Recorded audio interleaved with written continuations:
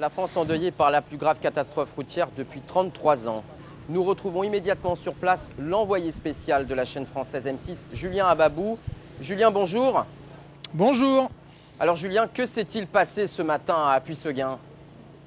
Il est 7h30 ce matin, la météo est plutôt bonne, mais il fait encore nuit. La route est sinueuse, une départementale dans les vignes du sud-ouest de la France. Donc lorsque tout d'un coup, pour une raison encore inexpliquée, un autocar rempli d'une cinquantaine donc de retraités entre en collision avec un camion de transport, un poids lourd qui était a priori au milieu de la route. Collision et tout de suite embrasement des deux véhicules. Certaines victimes ont a priori été brûlées vives juste après la collision.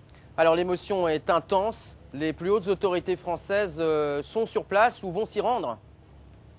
Évidemment, Manuel Valls est passé sur place il y a quelques minutes. Le Premier ministre, en compagnie notamment de ses ministres de l'Intérieur et des Transports. François Hollande a rendu hommage aux victimes alors qu'il était en visite d'État en Grèce. L'idée est de montrer le soutien de la nation française à ces victimes et également à la cellule de crise qui est ici est mise en place. Le plan Orsec français a été déclenché pour une meilleure organisation des secours. L'aide aux familles de victimes, évidemment, qui accourent sur place ici.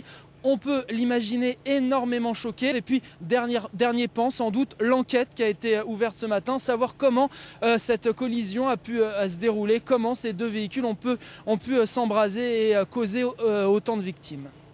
Merci, c'était Julien Ababou, notre confrère de la chaîne française M6, sur place à Puisseguin, après cette catastrophe routière la plus grave connue par la France depuis 33 ans.